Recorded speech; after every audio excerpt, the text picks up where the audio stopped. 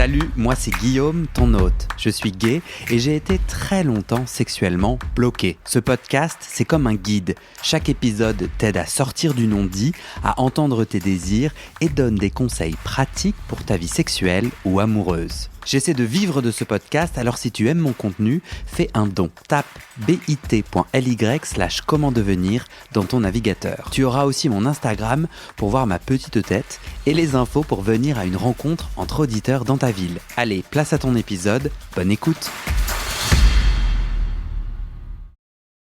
Pendant que tout le monde se réinstalle et finit de boire son petit verre d'eau, bienvenue dans ce deuxième épisode. Cette série intitulée Velvet Rage, qui est le nom du livre dont on discute, Grandir gay dans un monde hétéro, réparer les traumas encore actifs.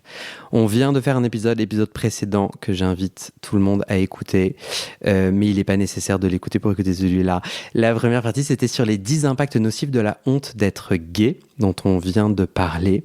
Et cette deuxième partie, ça va être sur les 7 stratégies dans lesquelles on s'engage pour compenser et survivre. L'intérêt de mettre des mots sur ces stratégies, c'est que ce sont donc, comme c'est des stratégies de survie, c'est pas vraiment notre authentique nous qui a vraiment envie de faire ça. Je vais dire les stratégies. Et donc, en fait, on s'éloigne du nous, ce qui crée dépression, addiction et autres, qui peut créer, addiction, dépression et dissociation. Et moi, ce que je trouvais puissant dans discuter, donc là, je reçois chez moi 3 magnifiques auditeurs. Faites coucou. Coucou. Non, c'est trop cool. Je suis trop content de cette première partie. Et en fait, tous les 4, on a lu ce livre et on s'est dit, il résonne pour moi et on va en discuter. Les règles du jeu, c'est vraiment, on parle en notre nom, on picore ce qui nous intéresse du livre pour en fait essaimer ses idées. Moi, je suis vachement inspiré à l'idée que des gens écoutent et disent « mais putain, en fait, ça c'est moi » et puissent après amorcer un chemin en thérapie ou avec eux-mêmes de « attends, mais en fait, là, ce qu'ils racontent, moi, je le fais et en fait, ça me blesse. » Je sais pas, mettre de la conscience, moi, je trouve ça stylé. Et puis même, pour nous 4, je trouve que se redire ça, c'est aussi cheminer. Je suis avec Thomas, Baptiste et Mathias. Mathias qui a écrit un très bon livre qui s'appelle 4% en théorie. Non, en plus je le pense vraiment, mais là les gens vont pas le croire. Donc je te referai le pitch de ton super livre qu'il faut acheter à un moment impromptu de cet épisode. Et si j'oublie, ça sera à la fin. J'ai demandé à ChatGPT... Alors, en vrai, j'ai vraiment écouté en livre audio ce livre. Hein. ChatGPT n'a pas fait le taf pour moi. Je l'ai écouté sur Audible. Est-ce que je refais? Ouais. Il faut que je refasse le pitch et tout. En fait, on enregistre tout en même temps. Donc, je viens de faire le pitch, donc c'est un peu difficile de le refaire. Mais je vais faire comme si je ne l'avais jamais fait. Et vous dire que le livre audio est ma découverte du moment. Et ça, c'est vrai pour le coup. J'avais de la difficulté pour préparer cet épisode à lire The Velvet Rage, le bouquin en anglais en plus, assis là, dans un café ou même sur mon canapé. Et j'ai trouvé Audible qui te permet en fait de l'écouter. Et j'ai adoré écouter un livre en marchant. Et justement sur Audible, si vous utilisez mon lien affilié, le podcast chope 10 €, si vous vous inscrivez à l'essai gratuit 30 jours. 0 engagement, 0 frais. Attention, il faut résilier avant les 30 jours pour ne pas payer. Et vous accédez du coup à Velvet Rage, le bouquin dont on parle, dont j'ai jamais dit le nom en anglais. Vous m'avez entendu parler anglais? The Velvet Rage, Overcoming the Pain of Growing Up Gay in a Straight Man's World. Voilà. Et ce bouquin est du coup dispo gratuitement sur Audible. Et en plus, tu as un crédit pour aller prendre un autre livre audio que tu garderas une fois que tu résilies, si tu résilies. Dans mes recos, il y a notamment tous les Harry Potter. Mais bon, J.K. Rowling, c'est le mal, puisqu'elle est transphobe. Mais bon, on peut se poser la question de les écouter en anglais ou en français. Et il y avait le dernier Goncourt que j'avais envie d'écouter. Et il y a, je vais en donner un autre, Une chambre à soi de Virginia Woolf. J'adore. Je ne l'ai pas écouté encore, mais j'adore. Bon. Ainsi que des nouveautés qui sont fort intéressantes. Et en plus, il y a plein de livres gratuits, notamment Les 5 blessures. Il y a plein de trucs de développement personnel pour femmes d'un certain âge. J'adore. Bon. Donc ça c'est fait, et en vrai, si tout ça vous intéresse pas mais que vous voulez donner 10 € au podcast, faites-le quoi. Et après, résiliez immédiatement, ce que la plupart de mes potes sont en train de faire. Ou faites un don directement au podcast. Ils peuvent Ouais, j'avoue. Mais bon, les gens n'ont pas forcément les moyens. Mais t'as raison. Tout ça, c'est faire un don ou rejoindre Audible avec mon lien d'affiliation. C'est sur le site du podcast bit.ly/comment devenir. Cette petite intro est faite, on sait qui parle. Je vais vous lire les 7 stratégies de survie et on va en discuter. ChatGPT, je lui ai dit, cette partie 2, si tu me listes les pépites de cette partie 2 de ce livre, de Velvet Rage, qu'as-tu ? Il m'a dit, j'ai 7 stratégies de survie. La première, c'est création d'une façade hétéronormative, adopter des comportements, par exemple ne pas être efféminé, ou développer un intérêt pour une femme ou même se mettre avec une femme. Deuxième stratégie, l'hypercompensation, exceller dans divers domaines tels que les études, le sport ou la carrière, ou surinvestir son esthétique et la recherche d'une perfection physique pour gagner l'approbation et l'admiration. Ou encore développer, il y a beaucoup de têtes qui se hochent là. Vous pouvez compter sur vos petits doigts le nombre de stratégies que vous avez mises en place. Dans l'hypercompensation, on retrouve aussi développer une personnalité perfectionniste, souvent pour compenser le sentiment d'infériorité lié à l'orientation sexuelle. Baptiste, j'ai mis ton prénom ainsi que le mien. Troisièmement, isolement social et émotionnel. Se retirer des relations et des interactions sociales pour éviter le risque de devenir trop proche de quelqu'un qui pourrait découvrir son vrai moi. Garder ses émotions et ses expériences personnelles profondes cachées, même auprès des proches amis ou de membres de sa famille. En fait, j'oscille entre je trouve ça drôle et je suis content d'être avec vous et ça me déprime. Enfin, genre, j'ai des frissons dans tout le corps quand je lis tout ça. Je trouve ça trop triste, vraiment. La 4e stratégie, c'est utilisation de substances, recourir à l'alcool, aux drogues et à d'autres comportements addictifs comme moyen d'échapper à la douleur et à la honte liée à la dissimulation de son identité. Ces substances peuvent également servir de moyen de socialisation dans certains cercles où l'utilisation de substances est répandue. Je trouve ça passionnant, je fais une micro-parenthèse, mais en ce moment, aujourd'hui, à Paris en 2024 et dans des grandes villes, il y a une épidémie de chemsex et énormément de professionnels de santé LGBT mentionnent ça comme le défi du moment. Ce livre, et ce que je vous lis là, ça a été écrit en 2006 et aux États-Unis, donc avec une focale très américaine. C'est ouf, quoi. Et ils avaient d'autres drogues et d'autres problèmes d'addiction, mais the same. 5e stratégie, déménagement et changement de milieu. Changer fréquemment de ville ou de cercle social pour repartir à zéro. Ça hoche de la tête du côté de Thomas.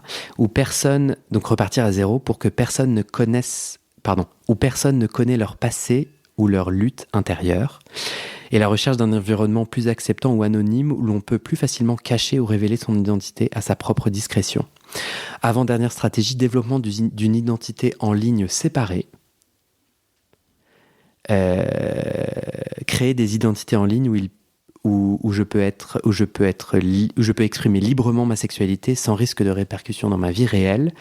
Utiliser des forums, des réseaux sociaux et d'autres espaces en ligne pour explorer et exprimer mon identité de manière anonyme. Et enfin, la 7e et dernière stratégie de survie ou d'évitement de la honte. Intellectualisation et distanciation. Utiliser l'intellect pour analyser et rationaliser sa situation, se distancer émotionnellement de sa propre expérience, se plonger dans le travail, les études ou les hobbies comme distraction pour éviter de faire face à leur réalité émotionnelle.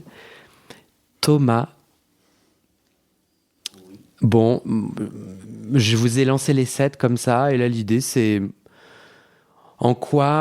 soit en quoi ce que dit le livre et non pas ce récap sur la partie 2 du livre ou sur ces 7 stratégies, qu'est-ce qui résonne pour toi ? Est-ce que ça résonne ?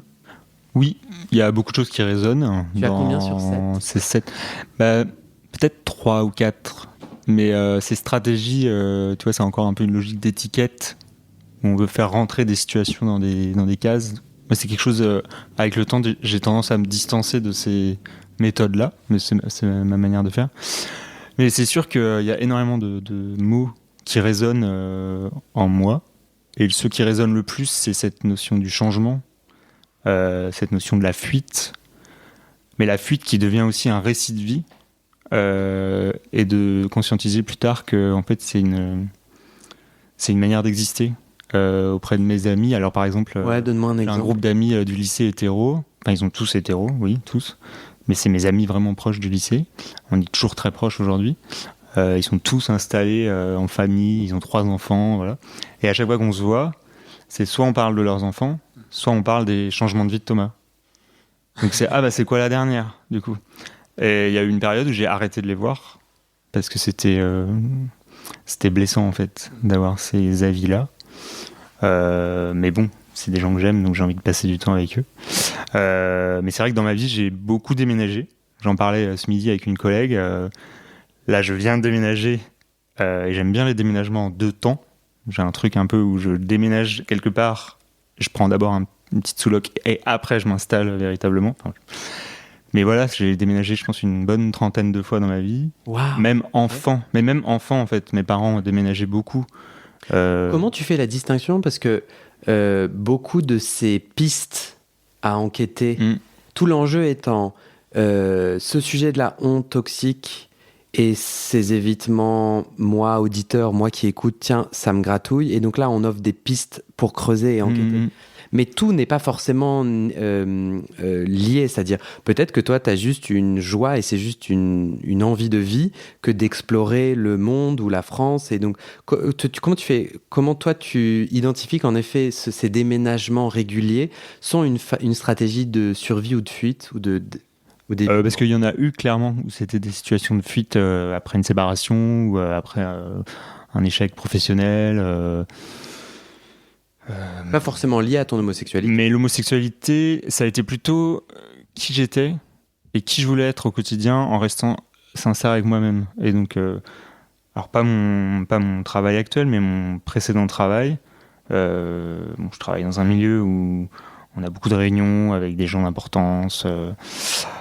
Et rien que les réunions avec les collègues, où tu reviens le lundi et tu peux pas parler de ce que tu as fait ce week-end, tu peux pas dire « Ah bah moi je suis sorti jusqu'à 8h du mat vendredi, je me suis retourné la tête, j'ai fini en after et j'ai fait 3 rencontres et j'ai couché avec 2-3 personnes différentes ce week-end. » Quand ton collègue ou ta collègue te dit « Ah bah moi je suis allé au parc avec mes enfants. » Donc il y a des sujets de conversation qui sont pas évidents, donc bah on prend des habitudes d'effacement. En fait, on s'efface dans des sociétés. Enfin, moi, j'ai vécu ça, c'est-à-dire dans des milieux professionnels où, en fait, je suis resté presque mutique sur ma vie personnelle. Parce que t'avais vu d'autres payer le prix fort s'ils racontaient leur week-end hors norme. Non, c'est quelque chose qui est très intériorisé, en fait. Et d'avoir constamment aussi ce besoin de scanner son environnement. Enfin, surtout quand on est dans un... Enfin, même chose, c'est au quotidien, mais surtout quand on est en train de changer et qu'on change d'environnement, on développe... Enfin, moi, j'ai développé une tactique d'être assez observateur et de scanner l'environnement. Et c'est tout de suite distinguer les orientations sexuelles des hommes qui sont présents dans les endroits que je fréquente pour me sentir en sécurité. Et d'être toujours dans cette... Analyser l'environnement constamment pour se sentir en sécurité. Encore aujourd'hui. De moins en moins. Et pourquoi ? Parce qu'aujourd'hui, je pense que je me sens plus à l'aise avec moi-même. Et ce sera le sujet d'après. Mais voilà. Et les changements professionnels, ça veut dire qu'à chaque fois, on arrive dans une nouvelle équipe, des nouvelles missions, des nouvelles tâches, des nouveaux environnements. Et il y a toujours un moment où il va falloir refaire un coming out. Il va falloir réexpliquer son cheminement, dire bah voilà, ah bah non, enfin voilà, bref. Non, mais c'est cool. Et le dernier point, c'était développer un surinvestissement dans les études, dans la vie professionnelle, dans les vies amicales et dans les passions, les hobbies. Effectivement, on a l'impression que comme on porte cette honte que l'environnement nous assigne en quelque sorte, et qu'on vit avec, donc on l'intériorise, on a l'impression qu'on est obligé d'être excellent dès qu'on entreprend quelque chose parce qu'on vient compenser cette honte et ce défaut de fabrication, entre guillemets, un peu une variation. Ah, moi, je suis sûr, et après, je te propose, Baptiste, de rebondir sur la compensation et l'hyperperformance. Moi, je suis sûr d'avoir choisi... Moi, j'ai trouvé un boulot chez Médecins Sans Frontières, et je me souviens d'avoir aussi choisi ce chemin parce que le crédit social que tu gagnes quand tu es chez Médecins Sans Frontières, il est énorme et que ça me sécurisait vachement. C'est mélangé, tu vois, c'était pas que stratégique, mais aujourd'hui, j'en suis sûr, il y avait aussi de l'intérêt pour le travail et plein de belles choses et tout, mais il y a eu beaucoup de ça, ouais. Toi, Baptiste, c'est quelque chose qui te parle Mais carrément. Je sais même pas par où commencer, il y a tellement de trucs dans cette liste, je pense que je suis à... Sur la surperformance. Ouais. Non, je sais pas. Enfin... Ouais, si, carrément, il y a vraiment eu un truc de... Ouais, à partir du bac, à vouloir être bon élève. Alors évidemment, comme tu dis, c'est jamais que parce que j'étais payé.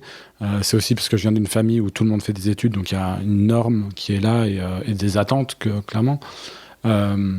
Et notamment aussi parce qu'à un moment, j'ai pris un chemin de traverse, j'ai assumé un choix de faire de la danse, ce qui a été au début pas forcément soutenu par mes parents, et puis on a discuté, puis j'ai convaincu, et ça n'a pas marché, donc j'ai eu cette sensation d'échec, donc après j'ai méga compensé, donc en fait la combinaison de la propension naturelle de PD, de vouloir, de chercher la validation, avec en plus la sensation d'avoir fait fausse route, mais je faisais deux licences, pas du tout aménagées, mais 2 licences en même temps. Je faisais encore de la danse, du coup, en amateur à côté. Je faisais 7-8 heures par semaine. J'étais chef scout.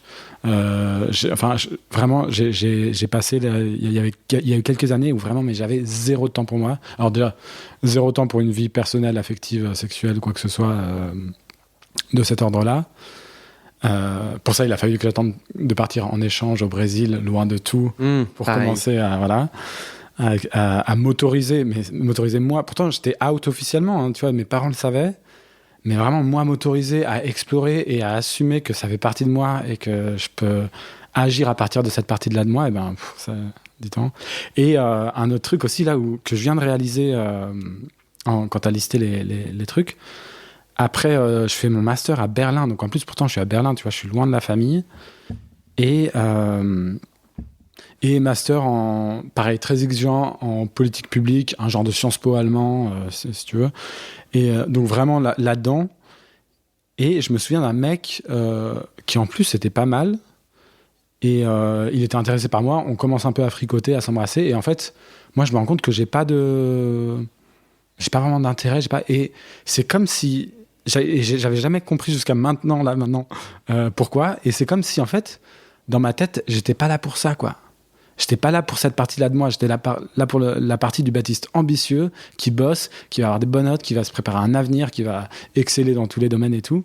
Et c'est vraiment impressionnant parce que aujourd'hui, je me dis, putain, je me suis même pas autorisé à vivre ça, alors que, en vrai, ça aurait pu être chouette, quoi. Alors, c'est pas tout blanc, pas tout noir. Il y a eu des fois où après, je me suis un peu plus autorisé à la fin à Berlin et tout. En plus, Berlin, quoi.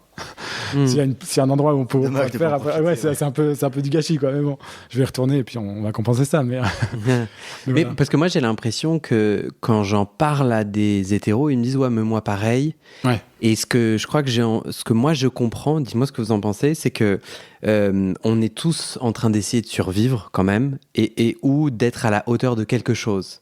Et moi j'ai l'impression que ça soit nos normes familiales ou des normes capitalistes ou des normes quelles que soient. Voilà, une fois que l'humain veut exister dans la tribu et c'est primitif, a peur d'en être exclu parce qu'il sera bouffé dans la jungle. Donc hop, on veut rentrer dans la norme. Et moi j'ai l'impression qu'en étant gay, ce qu'on est en train de dire là, c'est que tu perds des points en fait on peut perdre des points entre gros guillemets avec d'autres attributs, mais en tant que gay, moi j'ai perdu des points qu'après j'ai cherché à compenser pour me redorer une forme de blason. J'avais envie d'amener, moi, cette compréhension de ce que ça veut dire, la compensation. L'autre chose sur laquelle j'aimerais rebondir sur ce que tu as dit, que je trouve vachement intéressant, que j'observe beaucoup autour de moi, c'est peut-être même une pensée un peu freudienne et tout, donc à prendre avec des pincettes, mais le concept de la libido, c'est l'élan de vie. Donc ça peut être la libido sexuelle, tu vois, le désir de jouir, d'être connecté à soi et à l'autre, ou d'être connecté sexuellement. Mais tu peux aussi surinvestir ou utiliser cet élan de vie dans des projets artistiques et ou professionnels, ce qui fait que tu n'as plus... vous dites tous les deux d'accord, il n'y a plus besoin d'éjaculer et ou d'être sexuel. Tu vois ce que je veux dire? Donc, en fait, le moment où toute ma journée, je produis, tu vois, j'éjacule des trucs artistico-professionnalo, je sais pas quoi. Je rentre chez moi, j'ai pas besoin de baiser, de faire face à mon homosexualité. J'ai plus de jus en moi, quoi, dans tous les sens du terme. Et je peux en être satisfait, hein. Il y a pas besoin d'avoir, c'est pas obligé d'avoir une sexualité, mais ça peut être aussi une stratégie d'évitement. C'est une question d'équilibre, quoi. Mais c'est peut-être très tantrique aussi, hein, l'énergie vitale, l'énergie sexuelle, tu la mets là où tu veux et peux, et tu peux la canaliser là. Ouais, carrément. Je suis d'accord. Mathias, t'as envie de dire des trucs, toi, par rapport à ces stratégies de... Non, je valide pas mal de choses que j'ai entendues. Je pense, comme toi, effectivement, qu'on a le sentiment qu'on part de plus loin que les autres dans la course. Et que on doit, enfin, c'est ce qu'il dit dans le bouquin, c'est on doit se faire plus aimer. Parce qu'on a le sentiment qu'on n'a pas été aimé correctement quand on était petit. Moi, je l'avais jamais vraiment formalisé ou pensé comme ça avant de le lire, mais en gros, il dit... quand on est petit, on dit t'es un bon petit gars, mais en fait, on sait que c'est pas exactement nous qu'on valide. Et donc, après, on a l'impression que on n'est pas exactement aimable. C'est pas, enfin, capacité d'être aimé, ouais, à sa juste valeur, et on doit compenser. Et donc, effectivement, on est le meilleur au boulot, on doit être le meilleur dans son domaine. Toi, t'as essayé d'être le meilleur quelque part? J'ai été premier pendant toute ma scolarité au collège et lycée. C'est vrai. Et je suis pas surdoué. J'étais premier parce que je partais au boulot à l'école avec une boule dans le ventre. Parce qu'il fallait que je sois Pareil, au moins ça, quoi. Thomas dit oui. Après, j'ai compensé avec ma sexualité. J'ai sursexualisé ma vie. Mais tout ça coupait des émotions. C'est-à-dire qu'il y a eu une espèce de boulimie. En gros, j'avais pas de temps pour vivre des émotions. Je bossais, je baisais. Soit c'était parce que j'avais passé une mauvaise journée, donc je baisais. Soit j'avais passé une bonne journée, donc je baisais. Et puis, de toute façon, il était 1h du matin. Quand j'avais un peu de temps, je consommais des trucs qui faisaient que je dormais pas. Donc, de toute façon, ma vie était remplie. T'as quel âge à ce moment-là? 37 ans. Ça, c'est arrivé à partir de la trentaine. Ma fameuse crise d'adolescence, où il fallait que je bosse beaucoup, mais il fallait aussi que je baisse beaucoup, que je prenne des trucs beaucoup. Alors tout ça ne laissait effectivement aucune place à la sensibilité, de l'émotion, voilà. Je me blindais et j'ai essayé d'être le meilleur en tout. Donc résultat, on s'épuise effectivement et on n'arrive à rien. Mais je crois qu'il y avait vraiment le sentiment qu'il fallait que ce soit le plus cool, le plus fun, le plus sexy, comparaison, et il en parle dans le bouquin avec ce culte du corps qu'on a quand même beaucoup dans la communauté, où moi je suis un peu un gringalet, donc il a fallu que je fasse du sport, jusqu'à ce que je me rende compte que c'est pas mon truc et c'est pas grave, mais ouais, j'ai vraiment le sentiment qu'on essaye de compenser un peu plus. Alors, on peut avoir plein d'autres points de départ qui font qu'on a besoin de compenser, mais en tant que gay, effectivement, que la majorité, que n'importe quel mec hétéro en tout cas. Moyen, je dirais. Thomas, tu veux... Sur cette thématique-là, je voulais juste compléter, parce que moi c'est un peu différent, enfin ça résonne beaucoup, mais sur des parcours différents, et très tôt j'ai eu une sexualité assez épanouie, enfin de mon point de vue assez fluide, mais dans des relations de couple un peu stables, et à aller vers un schéma hétéronormé de la relation. Donc c'était comme si on m'autorisait à être gay, mais dans un schéma hétéronormé. Et ça, vis-à-vis de ma famille, c'était flagrant. Et ça fait que quelques années où je conscientise qu'en fait ça va pas me rendre heureux de continuer comme ça, parce que je vais répéter des cycles de rupture, de trauma, d'abandon, parce qu'en fait c'est pas qui je suis. Et du coup, quand tu vois, mon premier copain à 19 ans, très vite je l'ai présenté à mes parents. Ça s'est bien passé, je l'ai amené au dîner de famille, tout ça, et c'était bien, sauf qu'au bout d'1 an et demi, le copain était plus là. Du coup, après, je ramenais un autre copain, parce qu'il fallait ramener quelqu'un aux fêtes de famille et aux repas de famille. Et en fait, après, en fait, personnellement, je me suis senti plus à l'aise à y aller seul, et juste à encaisser les remarques de « Ah, t'es célibataire en ce moment, ce serait bien que tu trouves quelqu'un », à ne plus aller aux rassemblements familiaux, quoi. Parce que la flemme, en fait. C'est même pas la honte au bout d'un moment, c'est la flemme d'être confronté à ça et de dire c'est bon, je vais pas perdre mon temps avec des personnes qui ne m'apprécient pas pour qui je suis. Et pareil pour les études, pareil pour le milieu professionnel. Voilà, c'était une réaction sur ce sujet-là. Parce que, ouais. Non, vas-y. Non. Bah, c'était juste. Ajoute. Moi, c'est une question que je me pose à 35, 36. C'est de me dire, ouais, je suis gay, mais j'ai pas l'impression d'avoir eu de phase de consommation excessive de sexe. J'ai pas l'impression d'avoir eu de phase de consommation excessive de substances. J'en prends vraiment ponctuellement, mais un peu comme ce que tu disais. Ça me fait peur. Du coup, j'ai besoin d'être dans le contrôle quand même. Et le lâcher prise, je l'ai autrement, physiquement, par la méditation, par la danse, par le yoga. Moi, je travaille beaucoup sur mes sensations physiques. Et ça m'aide beaucoup à jouir de la vie au sens large. Mais c'est vrai que dans les phases où je vais être déprimé, bah ouais, je vais me masturber tous les soirs pour pouvoir dormir, quoi. Pour pouvoir relâcher tout ce que t'encaisses dans la journée. Et alors que dans les phases où ça va, clairement ça va, bah en fait, ouais, j'ai pas besoin de me masturber le soir. Et je m'endors comme une fleur. Mais toi, est-ce que tu as l'impression... Moi, j'ai l'impression que tu mentionnes là un défi humain de réguler les émotions ou est-ce qu'il y a autre chose? Que j'ai l'impression qu'il y avait un sous-texte dans le « moi, j'ai pas eu de phase de sursexualisation et ou de drogue », mais j'avais envie de te dire « et alors ?» Bah oui, mais c'est comme... ça a été conjointement à mon arrivée à Paris, enfin à mon retour à Paris, parce que j'ai eu 2 phases de vie à Paris, à être beaucoup plus entouré d'homosexuels, à commencer la PrEP, tu vois. Personnellement, j'avais un blocage avant de venir à Paris par rapport à la PrEP, mais parce que j'avais des discours de province et de ville où il y a moins d'homosexuels, moins d'exposition au VIH, et du coup des professionnels de santé qui sont aussi moins sensibilisés. Donc je pense que j'avais pas un bon accompagnement. Donc même moi j'avais cette je sais pas si c'était de l'homophobie, mais à dire non mais c'est bon, je suis pas un homosexuel qui a besoin de prendre la PrEP et je vais pas tomber là-dedans, alors qu'en fait ça a été une libération physique de passer à la PrEP. Et à me dire mais quel homosexuel j'ai envie d'être. Je me reconnais pas dans les groupes homosexuels ultra sexualisés qui prennent plein de substances et qui font des afters. J'ai des amis qui sont là-dedans, qui tombent dans la consommation de chemsex. Mais en fait, je les vois, je me dis mais moi je m'identifie pas à eux. À qui je m'identifie? J'ai des amis qui sont homos, qui sont mariés, qui sont en couple depuis des dizaines d'années, et je les adore et ils ont l'air tellement choux, tellement heureux, et j'aime beaucoup passer du temps avec eux. Mais en même temps, je m'identifie pas à eux, mais ça reste des amis. Donc voilà. Et donc dans tout ce questionnement, c'est qui je suis, tu vois. Ouais. Et ça, c'est notre troisième et dernière partie, mais c'est vachement intéressant parce qu'en fait, je remets le sujet qui est ces pistes de stratégie de survie et ou d'évitement. C'est des bonnes questions à se poser pour savoir est-ce que c'est moi qui fais le choix ou est-ce que j'essaye d'éviter ou de fuir quelque chose ou un mal-être. Et du coup, qui suis-je? Voilà. Baptiste, tu voulais dire un truc? Moi, j'avais envie de rebondir sur la façade hétéronormative. Tu vas changer de sujet, toi ou... Moi, je voulais rebondir juste sur un truc que Mathias a dit. Eh ben, tu rebondiras pas. Non, je rigole. Pardon. Non. C'est quand tu disais, sur toutes nos manières de chercher la validation et de compenser, notamment donc chercher l'amour de l'autre.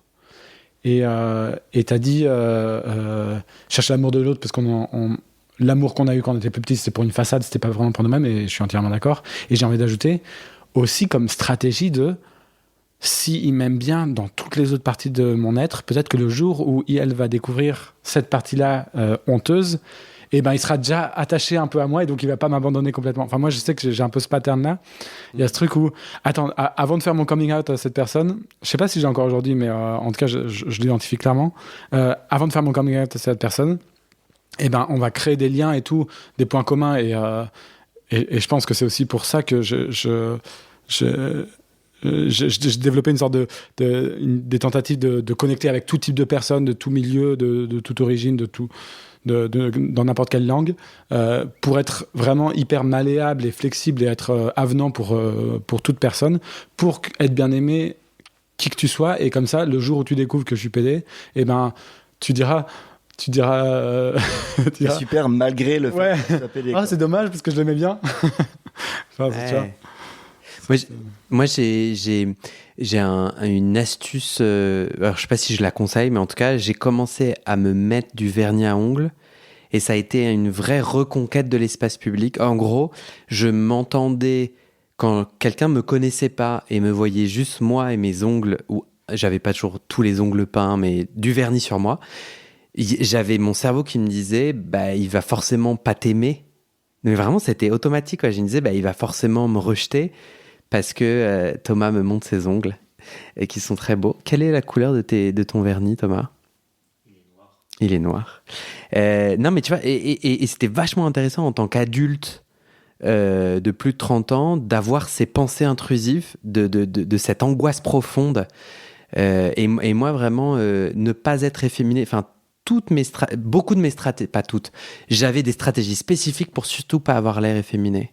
Et le moment où j'ai dit j'ai envie de mettre du vernis à ongles, ouais, il y a eu vraiment, et puis ça m'a mis du temps à reconquérir l'espace public en me disant ça. Il y avait un lien plus spécifique avec ce que tu étais en train de dire, mais je l'ai perdu. Mais en tout cas, du coup, on a l'impression juste que j'ai dit mon truc sans du tout. Non, mais en fait, c'est cette malléabilité. Je trouve que derrière il m'aime pas parce que je suis gay, moi, il y avait beaucoup il est trop efféminé, j'aime pas les hommes efféminés. C'est ça que je voulais rajouter. Cette misogynie au sein de l'homophobie. C'est ça que j'avais envie de spécifier. Alors qu'on peut être très viril avec du vernis par ailleurs. Merci. Tout ça, c'était des pensées, bien sûr, bêtes et brutes de mon cerveau. Enfin, pas bêtes, mais pas réelles, irrationnelles, déraisonnables, bien sûr. Des stratégies de survie de ouf. Dans les façades hétéronormatives, en relisant, en écoutant le livre, m'est apparue une évidence de longtemps je disais que je voulais des enfants et en fait c'était pas vrai et je le savais pas, et il y a eu vraiment cette crise. Le Alan Downs, je sais pas je crois qu'il le dit dans le bouquin, mais après je vais un peu me la péter en mode j'ai super bien préparé, mais j'ai écouté des interviews de lui en me disant mais qui est ce bonhomme. Et je suis tombé sur un podcast où il dit il y a une vraie crise identitaire entre la phase 2 et la phase 3. La phase 2, c'est ce qu'on est en train de faire. C'est quoi mes stratégies de survie et d'évitement qui ne sont pas vraiment moi? Parce que bien entendu, tout ce qu'on vient de citer, on peut le vivre en choix volontaire, tu vois, genre je suis heureux, c'est ma vie. Et donc, qu'est-ce qui n'est pas moi? Et le moment où tu te rends compte que c'est pas toi et que tu vas te mettre sur un chemin d'authenticité, tu peux avoir une vraie crise identitaire, et moi j'appelle ça un deuxième ou un troisième coming out. C'est en fait, mais du coup je suis qui? Et il y a un vertige, parce que le moment où je me suis rendu compte, mais en fait, genre, non seulement t'as pas envie d'avoir d'enfant, tu arrêtes pas de le répéter, mais surtout t'as jamais eu envie d'avoir d'enfant, et puis, ça a été comme une évidence que c'était pour être comme les autres de ma famille, tu vois, être comme les autres, tu vois. J'allais juste être homosexuel, donc il y aurait un homme dans ma vie, mais sinon tout le reste, je vous promets, ça sera pareil. Je vous promets, ça sera pareil. Et il y a eu un vertige, et on en parlera dans la troisième partie, où j'étais là, mais du coup, en fait, je suis qui, en fait? Enfin, mais je veux quoi, en fait? Parce que j'avais tout mis sur la vie, c'est avoir des enfants. Et en plus, il y avait si tu vieillis sans enfants, homosexuel et sans enfants, non mais mec, t'es un déchet, quoi. Tout ça, c'est ce que mon cerveau proposait. Il y avait une angoisse de perdre de la valeur, de plus avoir de... Bon, spoiler alerte, c'est génial la vie. Hein. J'adore. Et en fait, j'ai des enfants. J'ai des neveux et nièces, et j'ai les meilleurs des enfants, quoi. Bon. Et quelqu'un veut une petite bafouille du côté de Thomas et son... Ma petite bafouille, c'est pour rebondir à ta question de mais qui je suis. Mais en As-tu le droit, car c'est la partie 3. Ah, bon, non, attends, ne recule pas du micro comme si... Non, c'était une blague, mais c'est vrai que si c'est la partie 3, chemin de l'authenticité, on se le garde. Là, on parle de nos stratégies de survie et d'évitement.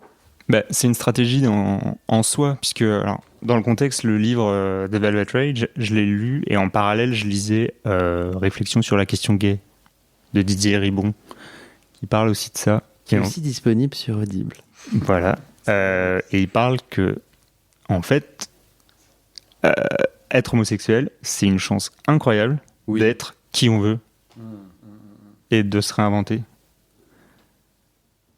sans cesse. Oui. Et c'est, personnellement, c'est l'année dernière, ça a été vraiment un changement de mode de ouf pensée. la partie 3, le prochain Donc je m'arrête épisode. là. Non, mais t'es coquin, mais dans les tu textes. me donnes envie d'écouter la suite, en tout cas. Je te remercie. Ouais, Mais mais vrai. écoutez la suite. Mais de ouf. Qui n'est Non. pas tout de suite.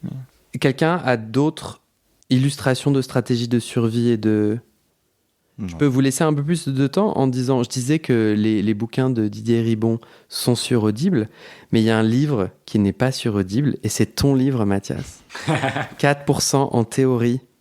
Oui. Dans lequel, en vrai, si les gens aiment bien cet épisode et t'aiment bien toi, je trouve que tu trouves un super juste milieu à faire à la fois une enquête scientifique et à la fois un récit intime où tu parles de coming out, de cheminement d'homosexualité, et tu te livres un peu. Moi, j'ai trouvé ça vachement chouette.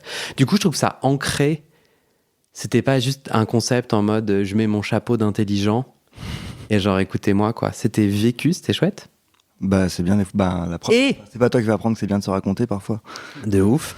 Et comme c'est pas sur Audible, bah faut rappeler que on offre 2 de tes livres Et oui. à toute auditorice qui va sur le site du podcast. Là, vous rigolez, Thomas et Baptiste, mais pendant ce temps-là, vous réfléchissez à vos stratégies d'évitement et de fuite.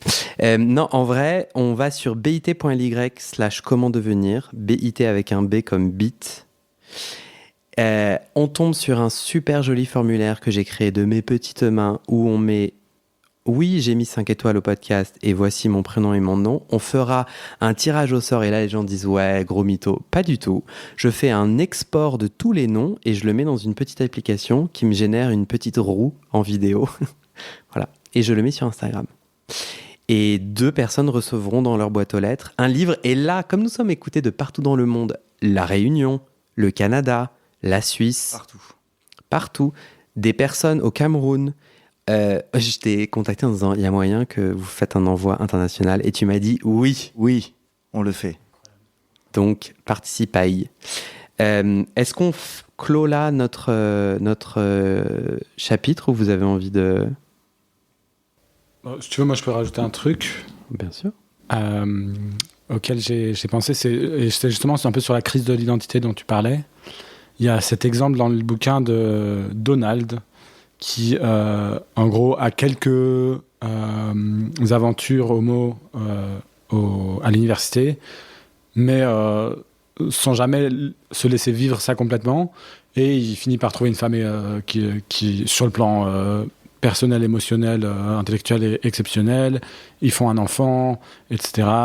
Et puis sa femme commence à avoir la sclérose en plaques, je crois. Donc il se voit déjà. Et en fait, petit à petit, il sombre dans une dépression parce qu'il se voit déjà s'occuper de sa femme, élever tout ça son fils.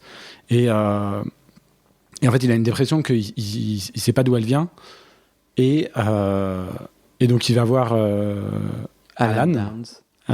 Et il commence une thérapie, et c'est que après une année qu'il commence à lui dire oui, bah, j'ai des aventures homosexuelles, etc. Et il commence un peu à tirer le truc. Et en fait, Donald arrête sa thérapie et dit en fait, c'est trop tard. Je suis déjà lancé dans ma vie, je suis déjà sur mes rails, et je continue.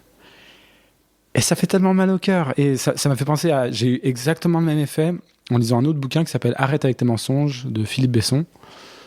Qui est sûrement sur Audible aussi, puisqu'on est dans la pub. Je ne sais pas. Mais il ne faut pas aller sur Audible, il faut aller sur mon lien affilié, bien entendu. Évidemment. Normal. Et quelle horreur ce bouquin, j'ai pleuré du début à la fin. Et en fait, c'est l'autobiographie de Philippe Besson qui est gay et qui retrouve en fait trace de son amour de lycée, qui pareil dans un milieu hyper rural en Charente ou par là-bas, et son amour de lycée qui lui, pareil, est resté sur les rails de fils d'agriculteur. Il a repris la ferme, il s'est marié, il a eu un enfant. Et ça se termine pas très bien pour lui. Je vais pas divulgacher. Mais et moi, je me souviens avoir fini ce bouquin à 4h du mat et être vraiment éberlué de putain, mais en fait, si je fais pas gaffe, je peux vraiment passer à côté de ma vie, quoi. Je peux vraiment être complètement à côté de mes pompes et passer 10, 20, 30 ans. Mais vraiment, j'aurais rien vécu de ce que j'ai envie de vivre, en fait. Et c'était un genre... Et en fait, c'était chouette, c'était pas forcément agréable sur le moment, mais c'était un peu une claque, un red flag en me disant « Putain, Baptiste, mais tu peux pas vivre comme ça, quoi. » Il y a eu un truc. Et j'ai eu un peu le même truc avec Donald, là, dans le... Est-ce que ça vous est arrivé... Moi, ça m'est arrivé plusieurs fois que des mecs avec qui je sortais, j'ai eu un retour dans le placard, c'est-à-dire quelqu'un qui a dit « En fait, je vais tout faire pour devenir hétéro, parce que pression familiale, pression.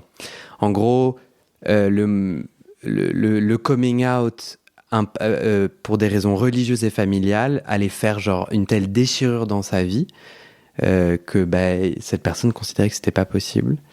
Et par curiosité, je l'ai recontacté, et maintenant, pas aujourd'hui, mais par hasard. Non, attends, comment ? Bon, je me rappelle plus, mais c'était pas weird. Je lui ai renvoyé un texto, et il est marié avec une femme et tout, quoi.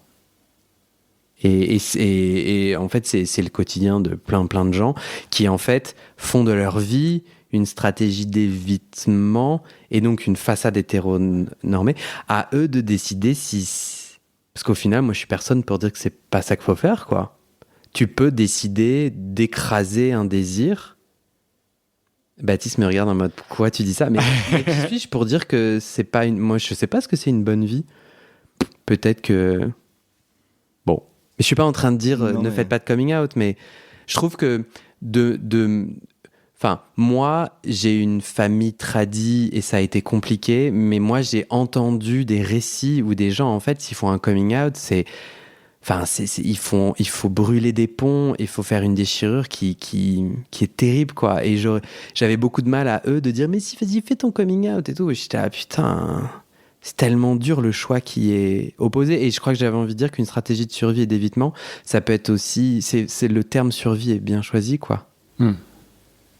Ouais, c'est là aussi où ça rappelle l'importance des familles choisies et de s'entourer de personnes avec qui on peut vivre pleinement soi-même. Moi, je peux pas m'empêcher d'avoir un jugement là-dessus en disant, mais Dieu merci, on peut avoir des familles choisies et on peut être pleinement authentique et être des parties de nous on peut pas forcément être en façade dans nos vies, quoi.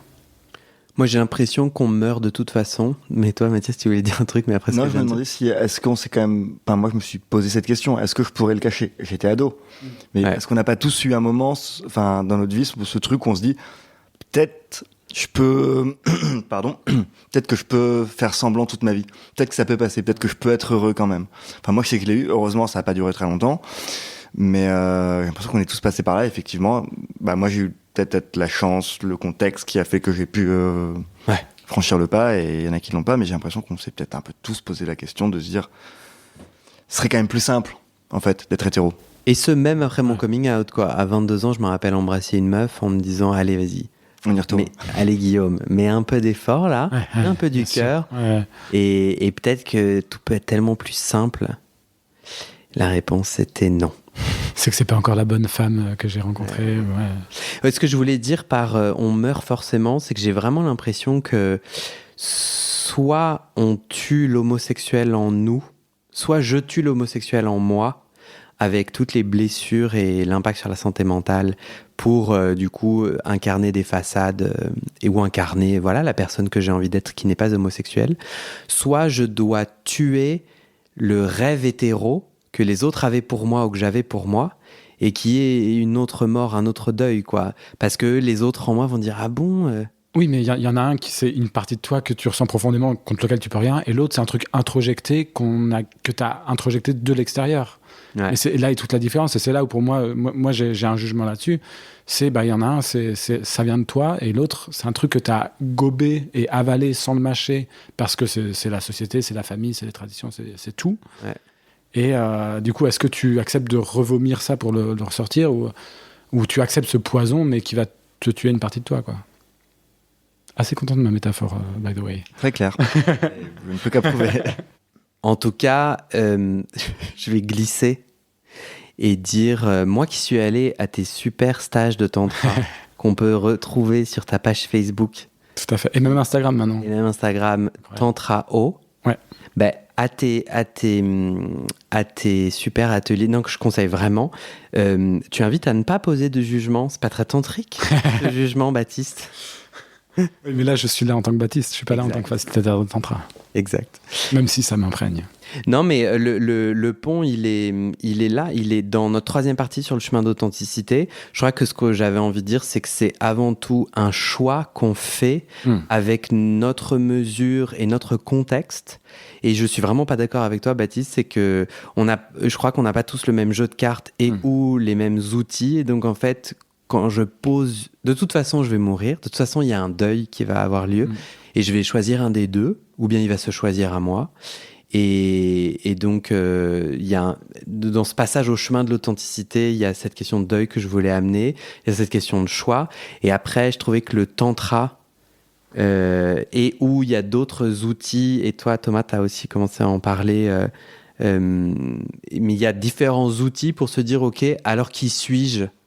Puisque je ne suis pas ces projections, et puisque je suis homosexuel, alors qui suis-je ? Et alors commence le chemin, quoi. Et je trouve que là, dans notre société, le coming out est vendu comme j'ai fait mon coming out, ça y est, et c'est la fin du film. Ouais. J'ai l'impression que c'est le début du putain de film, quoi. Putain, hein, le coming out, c'est un processus qui ne se terminera jamais. Notre vie est un coming out. Notre vie. Et c'est ce que tu disais avec Héribon, Thomas. C'est peut-être qu'en fait, on a de cesse de faire des coming out et des nouveaux coming out. C'est qu'on s'invente et on se réinvente. Et on a de cesse d'expliquer aux autres qui on est et par quoi on est obligé de passer pour survivre, justement. Enfin, si je peux raconter une petite anecdote avec Bien entendu. Une personne avec qui j'étais en colocation, qui est hétéro, qui incarne vraiment le mâle hétéro, blanc, cis, qui a peur de perdre ses privilèges, clairement, qui me faisait une leçon sur le coming out. Et j'ai essayé de lui expliquer que non, c'était tous les jours le coming out quand on était homosexuel. Et il me maintenait que non. Et en fait, le ton est monté avec de l'agressivité de sa part. Et moi, le mécanisme de défense, je me replie, je me tais, je m'écrase. Et ça a été un moment...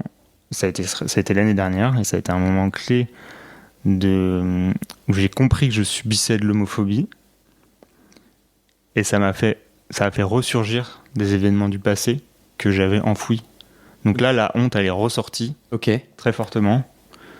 Et moi, ça a été un peu le point de départ de justement dire OK, je veux plus ressentir ça. Ouais. Qu'est-ce que je vais faire maintenant ? Mais le coming out, c'est lui. Pour la petite anecdote encore, il comparait ça au fait d'assumer ses choix politiques.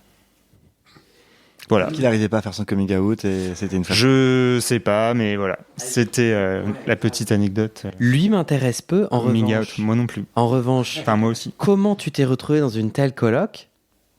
Je me pose plein de questions là. Pourquoi dans le questionnaire de choix, on n'a pas dit. Figure-toi que je suis tombé dans cette coloc par Grindr. Par le propriétaire qui était gay, qui était ami d'un plan cul à moi. Ok. Voilà. Mais qui a eu la bonne idée de mettre 2 hétéros et 2 homos dans une même coloc. Pourquoi pas ? Il y a l'autre hétéro que j'aime beaucoup. J'ai un ami hétéro, moi. On a tous des amis hétéros. Un ami hétéro. J'ai pas vu plus tard qu'hier. Je trouve ça quand même vachement intéressant. Pas quand même, pardon, c'était malvenu de dire ça. Mais non, je trouve ça vachement intéressant ce que tu as dit, que je trouve vachement important. C'est j'ai des morceaux enfouis en moi de honte, et c'est vrai qui ressortent, qui revibrent à des moments clés. Donc j'ai raconté mon histoire du vernis à ongles, et c'est marrant parce que c'est des vieilles hontes un peu enfantines, genre j'ai des peurs de l'espace public ou des autres que l'enfant en moi avait et que j'ai en adulte, et sauf que l'adulte en moi est là, non mais c'est quoi le délire en fait, t'es chez toi ou genre t'es au travail et puis t'as du pouvoir là, t'es plus dans la cour de récré, mais c'est très bizarre, et je pense que ça peut être un indicateur pour des gens qui se posent des questions sur mais attends, mais est-ce que j'ai des morceaux de honte encore, est-ce qu'elles sont actives? Elles ont un goût particulier, elles sont assez irrationnelles, et souvent elles ressurgissent en étant, je trouve, c'est mon point de vue, vous me direz ce que vous en pensez, assez en décalage avec la réalité de ton pouvoir, de tes capacités, quoi. Et ça, je trouve ça vachement intéressant à noter. Le podcast m'a vachement fait revivre ça. Le podcast, ça a été une énorme thérapie parce que j'étais là, ok, je suis en train de dire publiquement que je suce des bites. Et j'avais vraiment j'avais, tu vois, des remontées et tout. Je me disais, genre, j'avais l'enfant en moi qui était là, putain, attention. Et l'adulte qui était là, oui, bah, c'est moi qui fais le podcast, tout va bien et tout. Enfin, il y avait un truc, j'allais à l'encontre de quelque chose, quoi. Et c'était pas genre, j'ai peur de parler de sexualité, hein. C'était pas le tabou de la sexualité qui me faisait peur. C'était vraiment sucer des bites. Ainsi que aller à l'encontre de ma stratégie de surcompensation, où moi j'ai toujours voulu être le petit être parfait, génial et tout. Et donc le moment où j'ai choisi de faire un podcast où je raconte que sexuellement j'y arrive pas forcément, j'étais là, putain, mais du coup... Il y a eu un deuil du Guillaume parfait qui m'intéressait pas et qui est pas une très belle personne, hein, en vrai. Puis, mais ouais, il y a eu vraiment ça a été vraiment bon. Mais là, on est plus dans la troisième partie de l'authenticité. Mathias. Mais est-ce que c'est pas une stratégie d'évitement, justement? Enfin, moi, je pense que ça a été la mienne. C'est ce que m'a dit ma psy la semaine dernière. Dans mon boulot de journaliste, comme tu l'as dit, je fais de l'intime, c'est-à-dire que je me raconte. Et en fait, je me raconte avant que les autres puissent me raconter ou me coller une étiquette. J'arrive et je suce des bites. Et en fait, c'est réglé. C'est-à-dire que je sais pas comment dire, mais j'ai l'impression que moi j'ai beaucoup fonctionné comme ça, et j'utilise mon boulot pour ça. C'est d'arriver, de mettre tout sur la table direct, d'être presque impudique, et en fait j'ai l'impression que les gens vont fuir, et ceux qui vont rester, c'est que c'est bon, quoi. C'est peut-être mon blindage, c'est que le jour où j'ai ouvert le truc, j'ai tout mis sur la table. Voilà, c'était peut-être ma solution. Je dis pas que c'est la bonne solution, mais j'ai bricolé avec ça, moi, en tout cas. Et toi, tu dirais que ça rentre bien dans notre troisième partie, chemin d'authenticité. Enfin, est-ce que là, tu considères que c'est une stratégie d'évitement? Je pense que c'est encore un bricolage. Ouais, c'est encore un truc où... Parce que j'ai pas forcément besoin de ça. En tout cas, avec mes amis proches, c'est une chose, mais avec la boulangère, non. Bon, je dis pas que tu débites à la boulangère, mais... Deux croissants et une bite, s'il vous plaît. Ce que je veux dire, c'est que je pense que c'est encore un bricolage parce que c'est quelque chose d'un peu forcé. Je pense. Vite. Dans mon cas, ouais. Ouais. J'ai pas encore atteint le stade 3. Je suis pas encore Bouddha. On y travaille, mais... Bouddha PD. Ouais. Moi, ça me parle vachement ce que tu dis, et je pense que je suis aussi pas mal comme ça. Eu tellement de honte que maintenant, parfois, je peux être un peu dans l'excès inverse, où je suis là, mais je m'assume vraiment dans tous les cas, je m'assume à 300%. Ok, mais en fait, bassiste, regarde le contexte et tout. Typiquement, le vernis, donc moi, je m'en mets de temps en temps. Et au taf, à côté du tantra, j'ai un boulot très conventionnel dans une vieille institution publique française, très hiérarchisée, tout ça. Donc, c'est des jeux de façade. Alors là, chercher la validation, t'inquiète que ils ont beau être hétéros, c'est les meilleurs. Et du coup, il y avait vraiment ce truc de, ok, quand est-ce que je mets du vernis et quand est-ce que je le fais déjà dans tous les cas, je trouve ça cool de le faire parce que ça met un peu de diversité et ça pète un peu les codes et tout. Et de toute façon, ils peuvent rien me dire parce que je sais faire mon taf et tout ça. Donc mais en même temps, quand est-ce que je le fais juste pour le crier, quoi, un peu, pour dire ouais, je suis pédé, quoi. Un peu, il y a ce truc de surcompenser un peu, quoi. Ouais. De l'avoir trop peu dit avant et du coup de le dire trop fort maintenant, trop entre guillemets fort maintenant, quoi. Je sais pas. En tout cas, partie 3 sur l'authenticité, parce que Maya Angelou, elle dit un truc du genre l'oiseau, il se pose pas la question avant de chanter. Il se demande pas ce qu'il essaye de dire ou ce qu'il essaye de faire, il chante, tu vois. Ouais. Et donc en fait, le fait que tu aies envie de le dire et de le redire à partir du moment où tu violentes pas l'autre, quel est le problème de le dire et de le redire jusqu'à avoir... Non, ouais. Je vois ce que tu veux dire, mais typiquement, je peux parfois avoir tendance à amener la conversation, par exemple. Tu vois, je sais pas, typiquement, on est avec les collègues, on parle de qu'est-ce que tu as fait ce week-end, là, comme tu disais tout à l'heure. Alors, j'en suis pas au point, je dis, j'étais dans un sauna, j'ai sucé des bites toute la nuit. Déjà, parce que ça m'est pas encore arrivé, mais j'y compte bien. Et deuxièmement, tu vois, mais je pourrais avoir tendance à amener sur le terrain, par exemple, de la sexualité, ce que je fais un peu. Et en fait, il y a une question de contexte. Est-ce que j'ai envie de parler de sexualité avec mes collègues ? Ouais, je comprends. Et ça, cette question, je me la pose pas forcément, mais parce que j'ai envie de dire, je suis dans ce truc de, je veux m'assumer pleinement et je veux rayonner pleinement. Et du coup, ça, c'est un truc que j'apprends avec mon psy aussi. Il m'aide avec ça sur, ok, ouais, mais il y a aussi des contextes, quoi, où les choses sont pertinentes et d'autres non, quoi. Non, je vais pas poser cette question, pardon. Qui suce Non, des bites? Qui suce des bites? Non, parce que c'était fort, tout le monde a levé la main. Nous allons passer à la partie 3. Merci.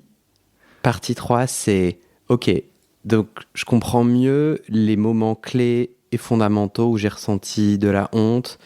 Je les liste, j'y pense un peu, je vois qu'elles peuvent être encore actives chez moi, je vois comment elles peuvent être actives, comment ça met en place des stratégies de survie, d'évitement. J'essaye de séparer. Non, ça, c'est pas une stratégie d'évitement, ça, c'est vraiment moi. Ou ça, c'est pas forcément vraiment moi. Donc, après, développement personnel.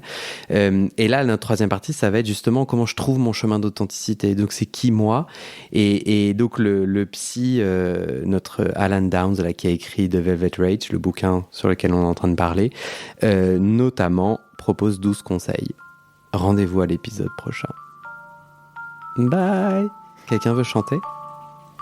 La la la la la. Et pause. Trop bien.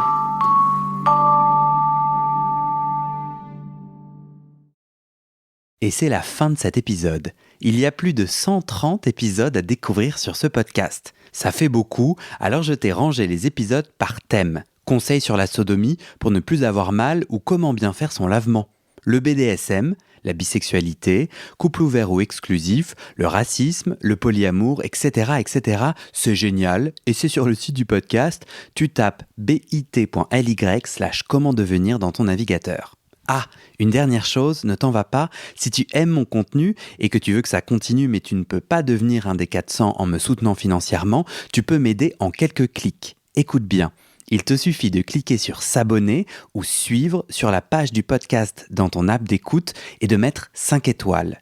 Ces petits clics qui te prennent 5 secondes, ça fait vraiment une grosse différence pour le futur du podcast. L'algorithme se met à pousser automatiquement le podcast à plus de gens. Ça me permet alors de trouver les prochains témoignages et des potentiels futurs donateurs, donatrices. Et j'ai pas beaucoup de temps pour arriver à l'équilibre financier. Tant que j'ai pas trouvé 400 personnes qui donnent chaque mois, je dois utiliser mes économies et ça ne va pas pouvoir durer. D'ailleurs, pour devenir un ou une des 400 et faire un don pour que le podcast continue, va sur le site du podcast. C'est toujours le même lien, bit.ly/comment devenir. Merci pour ton aide et à très bientôt dans tes oreilles.